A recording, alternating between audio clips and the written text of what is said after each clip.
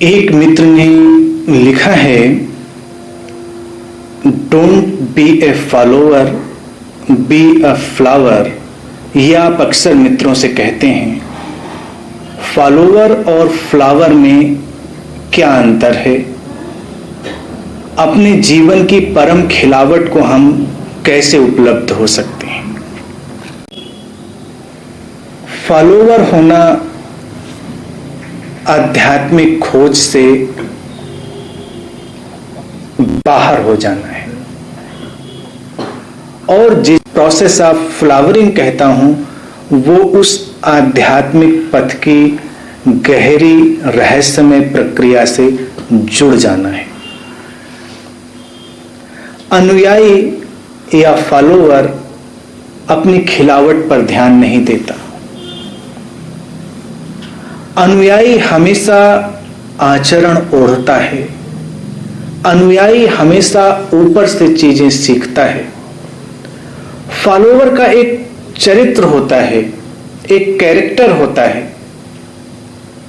लेकिन जो फ्लावरिंग के प्रोसेस में है, खिलावट की प्रक्रिया में है, वो सहज और नैसर्गिक होता है। फूल प्रकृति का हिस्सा है, ऐसे ही तुम्हारी चेतना की खिलावट भी प्रकृति का हिस्सा है। और खिलना साहस का काम। खिलने का अभिनय करना, उसमें किसी भी साहस की जरूरत नहीं है। अनुयायी अक्सर अभिनय में उतर जाते हैं। अभिनय तुम्हें सुरक्षा दे सकता है, सांत्वना दे सकता है, लेकिन रूपांतरण नहीं। खिलने का उपक्रम, फ्लावरिंग की कोशिश तुम्हें रूपांतरण देती है, भले ही तुम खतरे में क्यों ना पड़ जाओ। खिलना खतरे से खाली नहीं है। फूल नहीं खिलते,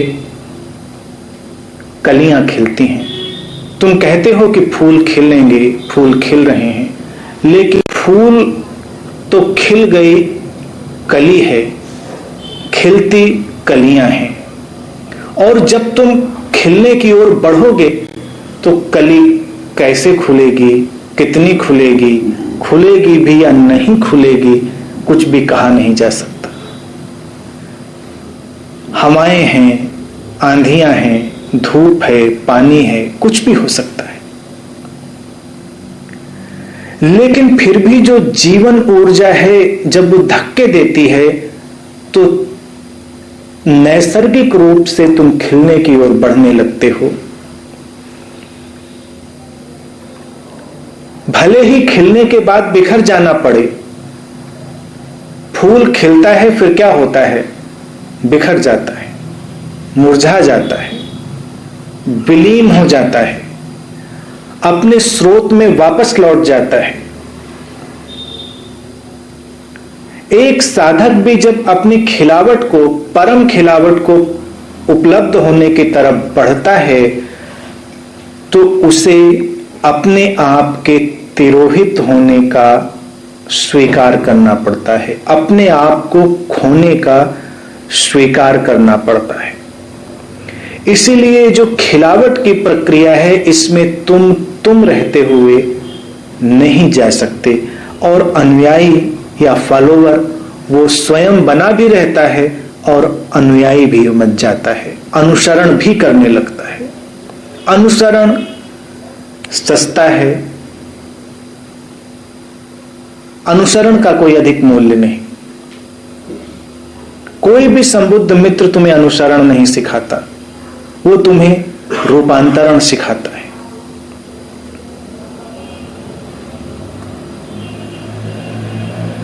अनुसरण खतरनाक क्यों है? क्योंकि वो तुम्हारी चेतना को विकसित नहीं होने देता। संबुद्ध मित्र कहते हैं कि तुम्हें केवल चैतन्य होने की आवश्यकता है और होशपूर्ण होने की आवश्यकता है, बस। फिर जो कुछ भी तुम्हारे लिए आवश्यक है तुम्हारे लिए जो कुछ भी उपयोगी है वो तुम तक आता है और तुमसे सहज ही घटता है। लेकिन अनुयायी क्या करता है? अनुयायी उत्तरों को इकट्ठा करता है, अनुयायी आचरण और चरित्र को इकट्ठा करता है। फॉलोवर अपने आप को बाहरी आवरण से घेर लेता है, उसके ऊपर एक परत जम जाती है, लेयर।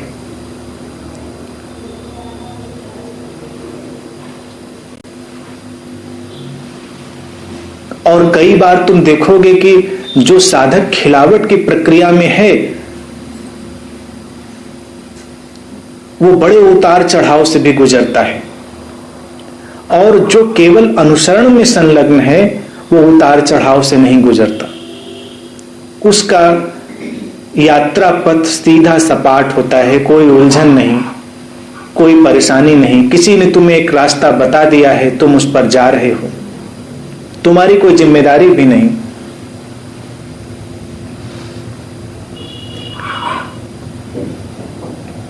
तुमने जो उत्तर सीख लिए हैं तुम उनसे ही चल रहे हो। लेकिन खिलावट का यात्री सीखे हुए उत्तरों से नहीं चल रहा है, क्योंकि खिलना क्षण प्रतिक्षण जीने से निकली हुई एक श्रृंखलाबद्ध प्रक्रिया है, एक कंटिन्यूअस प्रोसेस है फ्लावरिंग का।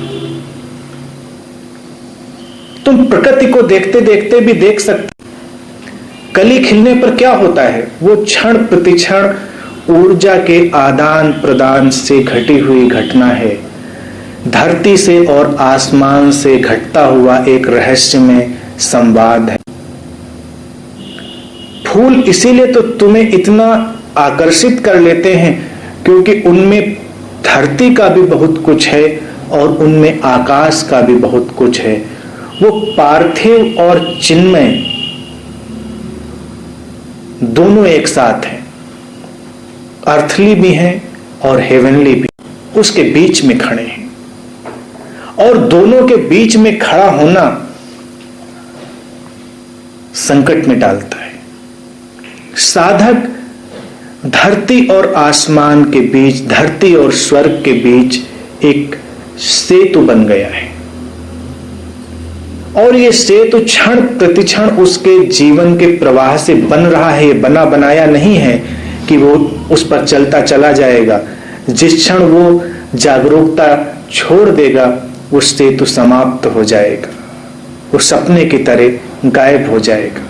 अनुयायी यकीन करता है, अनुयायी विश्वास सहेजता है और मानकर चलता है कि ऐसा है, और जो मानता है उसका कभी प्रयोग नहीं करता। इसीलिए अनुयायियों के झगड़े हैं, अनुयायियों के बीच में संघर्ष है, फॉलोअर्स का कॉन्फ्लिक्ट है, क्योंकि वो एक बिलीफ सिस्टम से जी रहे हैं। उनका एक नेचुरल बिलीफ सिस्टम है कि ऐसा है, ऐसा, उस पर प्रयोग किया नहीं है। जब प्रयोग किया नहीं है तो अंतर्दृष्टि जागृत नहीं हुई, तब संघर्ष है। अगर प्रयोग किया गया है और अंतर्दृष्टि जाग गई है तब कहीं कोई संघर्ष नहीं, तब सब कुछ तुम्हें साफ साफ दिखाई देता है। इसीलिए मैं हमेशा चाहता रहा हूं कि तुम अनुयायी न बनकर अनंत पथ के यात्री बनो। अनंत पथ का यात्री वो व्यक्ति है जो अपनी जिम्मेदारी स्वयं लेता है, प्रयोग करता है और क्षण प्रतिक्षण पूरी गहनता और पूरी सजगता से जीता है। वहीं से उसका पथ निर्मित होता। जीवन में जब भी कोई बने बनाए पथ की तलाश करता है, भटक जाता है। बाहर के जगत में और आंतरिक जगत में यही एक विरोधाभास है। बाहर के जगत में अगर तुम्हें सीधा सा मानचित्र मिल जाए कि ये रास्ता है, ये रास्ता इधर को जाता है, तुम नहीं भटकोगे। और आंतरिक जगत में अगर तुम्हें मानचित्र मिल जाए तो तय है कि तुम भटक जाओगे। आंतरिक जगत में तो तुम्हारे चलने से ही पथ बनता है।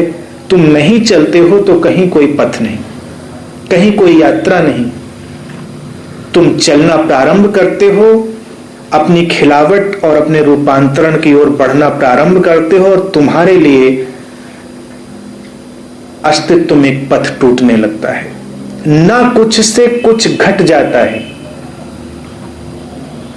नॉन एग्जिस्टेंस से एग्जिस्टेंस अपीयर हो जाती है। इसलिए एक सद्गुरु के साथ रहने का जो ढंग है वो उससे प्रेम करने का है, उसके साथ समर्पित होकर जीने का है, उसका अनुसरण करने का नहीं। जो अनुसरण करता है उसे लगता है कि वो समर्पण में जी रहा है, लेकिन वो कभी समर्पण में नहीं होता, क्योंकि समर्पण खिलावट के ठीक पहले का तनाव है। जैसे सुबह सुबह तुम कोई कली देखो और अभी सूरज की किरणें उसे स्पर्श करेंगी और थोड़ी देर में वो पूरी तरह खिल जाएगी। तो अगर उस कली के प्राणों में तुम ध्यान पूर्वक उतर सको, कभी प्रयोग करना, सुबह ठहरना और उससे एक आंतरिक संवाद करना, तो तुम देखोगे कि उस कली के प्राणों में ऊर्जा की कितनी बड़ी हलचल है, कितना तूफान वहां इकट्ठा है और वो अस्तित्व के प्रति समर्पित हो चुकी है। अब उसका अपना कुछ नहीं रहा, उसने छोड़ दिया है अपने को सूरज की किरणों और हवाओं के हवाले। रहस्यमय जगत के प्रति उसने अपने आप को छोड़ दिया है और उस छोड़ने का एक गहरा तनाव भी है। वो अवस्था जो खिलने के पहले है वो समर्पण की है, और फिर उसके बाद तुम्हें कुछ करना नहीं होता, फिर सब अस्तित्व करता है।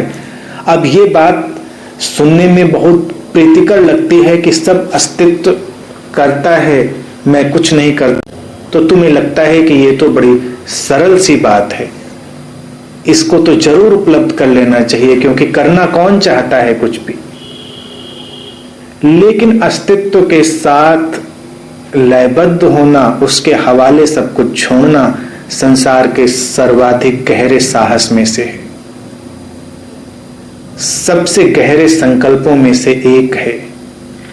अस्तित्व को अपना काम करने देना और बीच में बाधा न डालना। अनुयायी कभी भी अस्तित्व को अपना काम करने नहीं देता, उसके विश्वास, उसकी धारणाएं बीच में बाधा डालती रहती हैं, उसके मत हैं, उसके सेट पैटर्न्स हैं, उसके अपने लक्ष्य, और जो फ्लावरिंग का, खिलावट का यात्री है, उसकी ना अपनी कोई धारणा है, ना अपना कोई मत है, उसने बस अपने आप को बीच से हटा लिया है और फिर परम खिलावट घटती है। संसार का सबसे रहस्यमय घटनाक्रम उसका वो साक्षी होता है। इसीलिए मैं हमेशा यही चाहता हूं कि अनुसरण की प्रक्रिया में ना जाओ, तुम जागो, चैतन्य बनो और अपने चैतन्य के सहारे चलो।